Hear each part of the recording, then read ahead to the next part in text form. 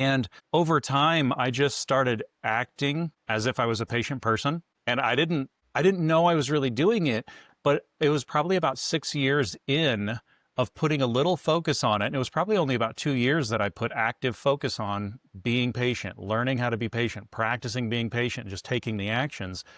And about 6 years in, I had a boss tell me, Trevor, you're one of the most patient people that I know. And I couldn't even understand what I just had said to me. I was like, Uh, what? Welcome back to Relatable Wisdom, the podcast where everyday people share the quotes that have shaped their lives, inviting us all to reflect and grow together. Today we're joined by Trevor Schade, a remarkable entrepreneur and real estate expert from Omaha, Nebraska. With a unique blend of strategic thinking and a deep understanding of human behavior, Trevor has navigated the ups and downs of life, turning challenges into opportunity. His journey is a testament to resilience and innovation, and I can't wait to explore the wisdom he's gathered along the way. Let's dive into Trevor's story and discover the quote that has inspired him. Tell me your name and what you do. Yeah.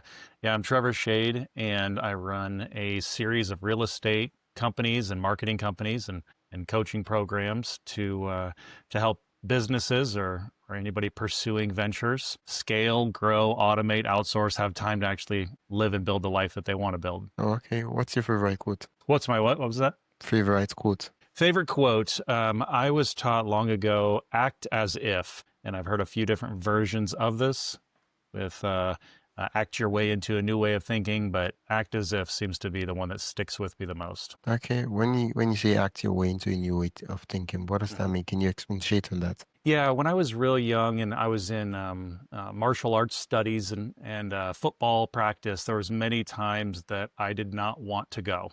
As many of us do with our activities and the work of it. And my dad taught me if you just act as if you act as if you want to go to practice, you'll take action and you'll take a little bit of blind action and you'll just get in motion. And then every time I came home for practice, I was always so glad I went. And I think a lot of adults, they experience this with just something so basic as going to the gym. They don't feel like it, they're tired, it's early in the morning, or it's after work or whatever. And if they just act as if they want to go and they just go show up on their drive home, they're so grateful that they went. And they now, inch by inch and small by small, they compound all of the good ripples that show up in their life because of it. Wow. So that's how I remember it and think of it pretty daily. Yeah. Act your way into a new way of thinking. Yeah. Act your way into a new way of thinking. Yep. You can change your perspective. You can change your mind. You can change how you think and feel if you'll just take action that you would normally take if you did feel that way. And you can actually go create the feeling and create the thinking. Yeah. Would you be so kind to share a couple of personal instances where you acted your way into a new way of thinking? Yeah, definitely. So in business, I built a real estate team, and I had 26 agents and this whole organization that spanned across the country with virtual assistants and things like that. And there were times that I didn't know how to pay the bills. Things were tight, and we had all these expenses for the team and infrastructure. And everything in me, I just knew that if this team was gelled together, and if they were more than just business, if they really wanted to defend and fight for each other and side by side with each other, then we'd have a shot at making it.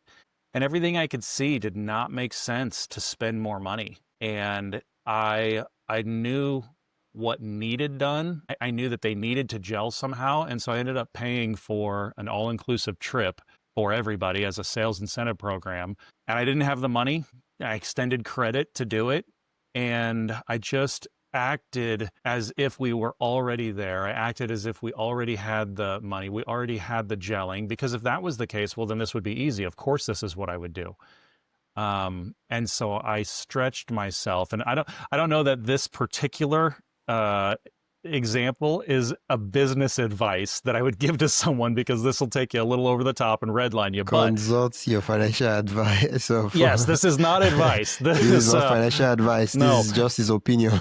right. This is just a good and bad decision that I happen to make for my personal example. So yeah, Yeah. it did end up working, and we really did lean in and gel together and became this super tight knit family. And in the real estate agent world, a lot of many times the norm is that someone will not renew their license, or they'll switch brokerages or switch teams. And our track record, because of that one right thing that I accidentally did right, we had 5 years, grew from 0 to 26 people, no turnover, nobody left, nobody changed, moved, anything, and I never had to retrain anyone. And it was all because of that one pivotal moment of leaning in and doing what I knew was best and right. I didn't want to. I so didn't feel like it. It did not make any logical sense, and I just acted my way into this new way of thinking, or this new perspective in this new situation.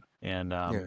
and then certainly the sports examples and all of that. Yeah. I mean, I think a different way of saying what you just said is, if you want to be, let's say, writer, right? That's an identity, right? You Yeah, ask yourself, what exactly does a writer do? I mean, yeah, okay, writer wakes up every morning or evening on their schedule, and they show up and they write so number of pages, and they work on a book or something like that. yeah, Yeah. I mean, isn't that what the writer? What else do they do? Is there anything special they do? Nothing. yeah, Yeah, that's all. And they're like, okay, if that's all, I mean, I'll start doing that. I wake up, I write. I write yeah, crazy stuff like I am a writer. I like yeah. to dance. I like to dance. You That's write right. a Yeah, ton of that, and guess what? You become a writer. So it's a good idea, because usually people, they tell you, though, I want to lose weight, mhm, and I'm like, okay, yeah, I mean, that's a nice goal, but there's yeah, nothing there. Instead, we should ask ourselves, what identity do I need that would, get me to lose weight? But then, really important, because it's good to lose weight, but it's better to have the identity of someone who exercises, because that's losing right. weight isn't quote unquote isn't a goal to achieve. Yeah, The goal is to still, what's the word, to stay healthy, to stay fit. That's the hmm goal, that's right. right? The goal Yeah, isn't to lose. Okay, of course you start by losing weight, but if you lose weight and then uh 2 months after, you're like, oh yeah, I added 100 pounds back. that's right. I Yeah, don't know if that's possible, but yeah, yeah. And then you're like, but I lost the weight. I'm like, and yeah, the hmm same thing with marriage. The goal of marriage isn't to quote unquote marry. It's to stay married. that's right. That's the goal of marriage. Right. The goal of the goal of business is not necessarily, make gazillions. It's to stay in business. Yeah, yeah. Yeah. Yeah. Yeah, Uh, one of the times in my life, I did some of this on accident, because I was taught the principle and I was living this way. When I was younger, I was not very patient. I was very impatient. I had a pretty raw temper, and I could control it to some degree, that I wasn't going to lash out at people. But you could see in my face that I turned bright red, and I was definitely angered pretty easily. And over time, I just started acting as if I was a patient person, and I didn't know I was really doing it. But it was probably about 6 years in of putting a little focus on it, and it was probably only about 2 years that I put active focus on being patient, learning how to be patient, practicing being patient, just taking the actions.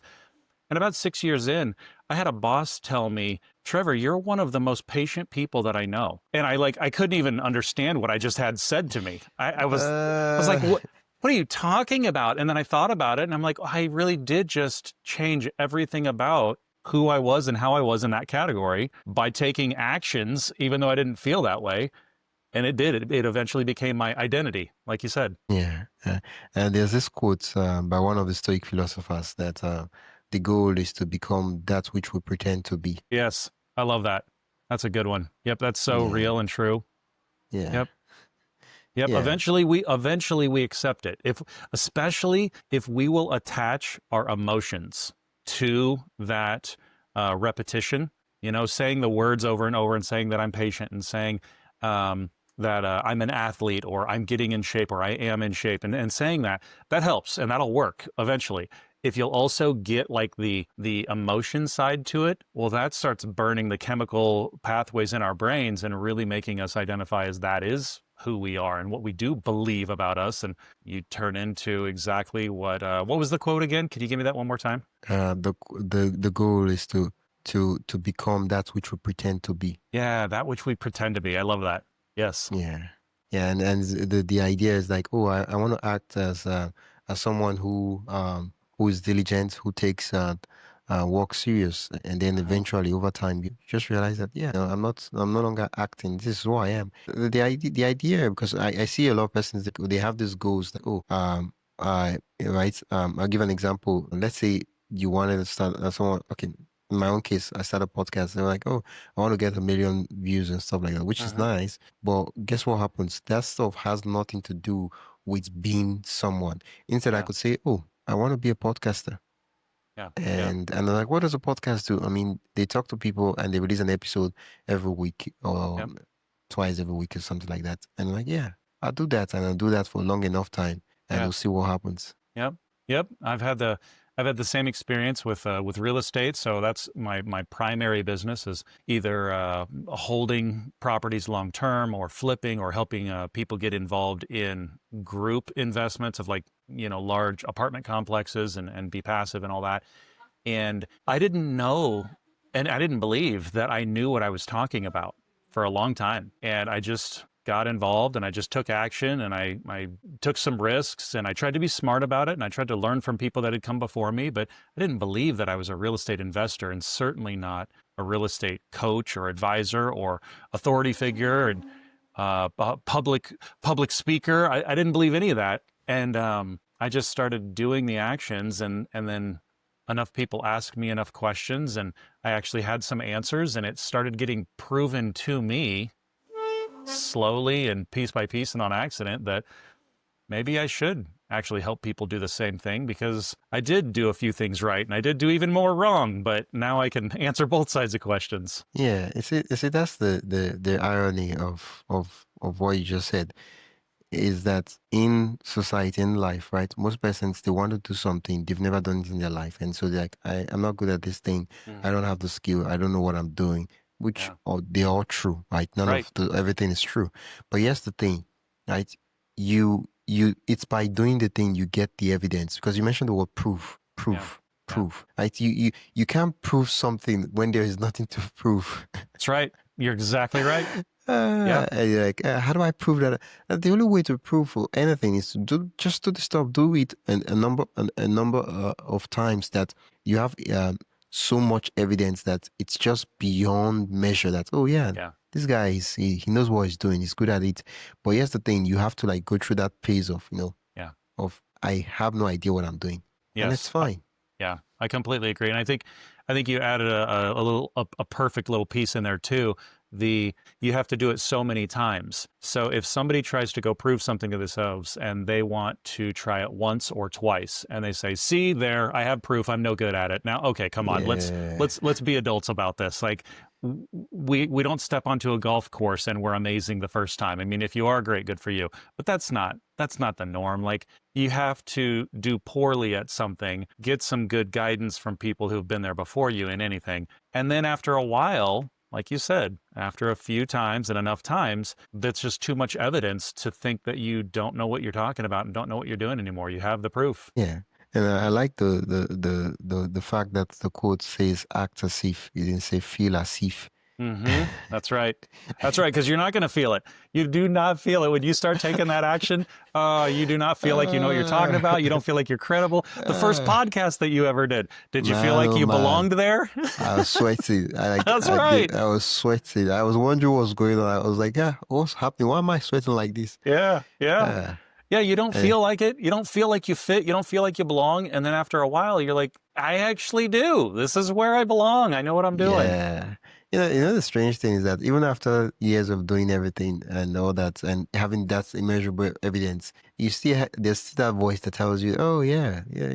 Do you think you know what you're doing in the podcast?" Yeah. And it's like how someone comes up and tells you say something really atrocious, and you just look at the person and you just boldly and calmly, and you look at them and you make eye contact with them and you're like, Yeah. shut up your mouth.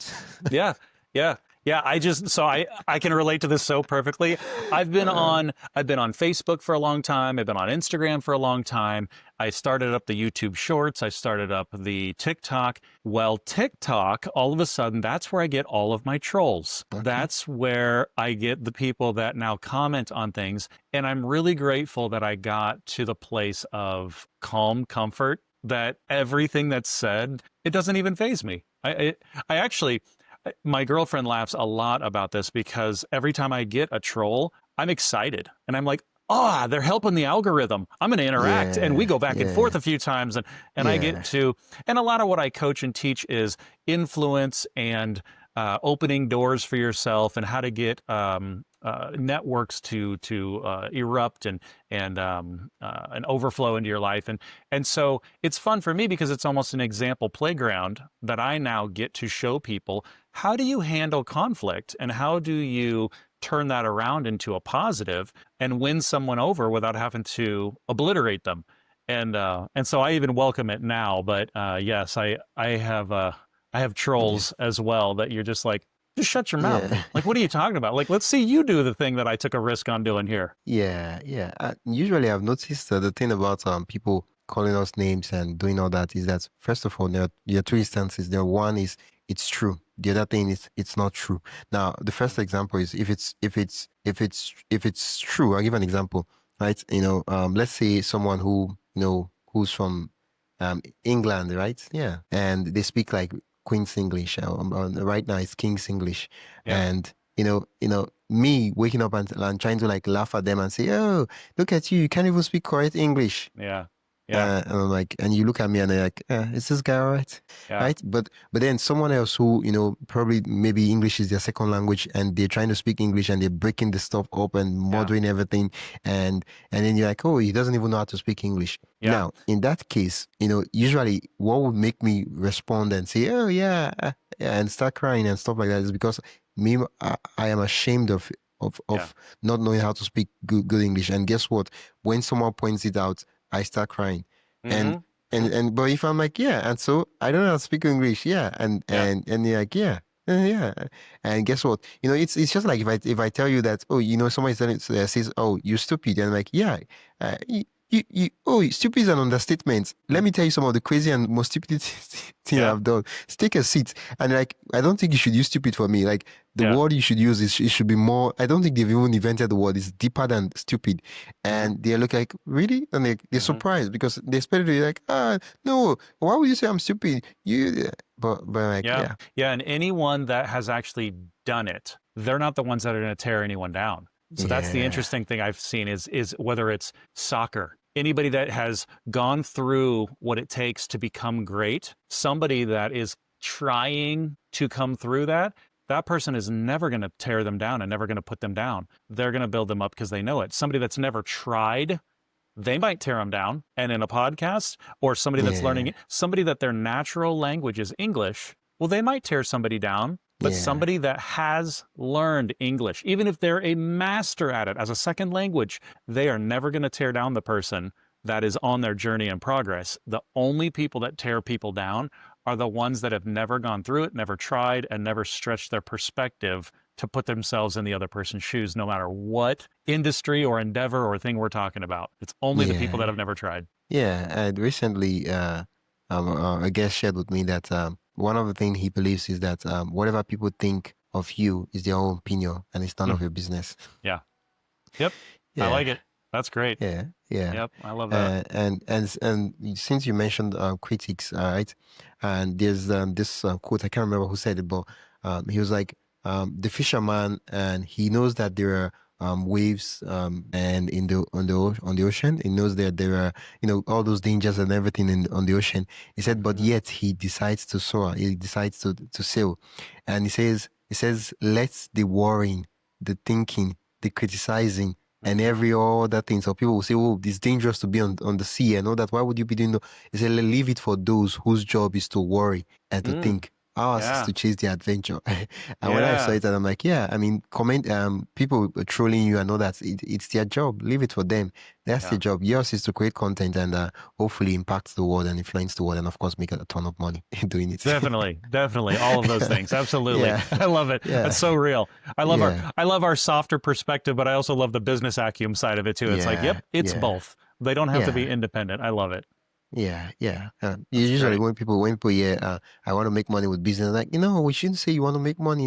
And I'm like, that's why I started a business. Yeah. If I didn't want to make money, I would have started something like a non-profit, Yep. where I start asking for money instead of making Yep. money. But Yeah. I want to solve people's problem and get paid for it. That's why I started a Yeah. business. And if I didn't want to solve problems and get paid, I might as well be doing fraud or something else. Yeah. And Yeah. And the reality is, people are excited and happy to part with their money for things that they're yearning for and they need and they want. So if you're actually giving enough good and enough value and enough addition to their life or their goals or their family or where they want to go and what they want to do or what they need emotionally, any of that, they're not even thinking twice. They're like, well, of course this is worth it. And they'll gladly pay somebody for that service because they need and want the help.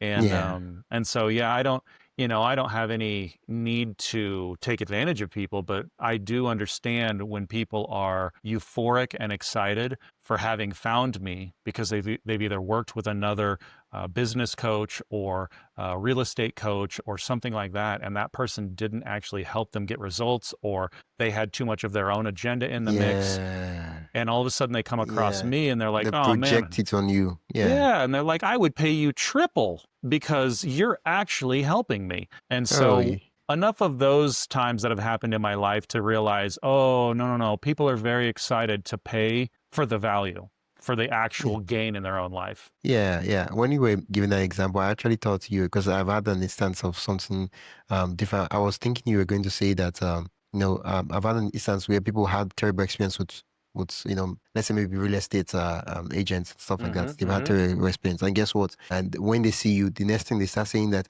oh, this is how you people do. And what you just realize is that, oh, they've been hurt in the past, mm-hmm. and that they're just projecting that on you, Yeah, that's and right. it has nothing to do with what you've done or what you've said. Yeah, And you yeah. you just shake your head and you're like, "Oh," you just breathe and say, "Who?" Yep. Yep, that's right. And sometimes people can get past it and they can see you as a new person in their life.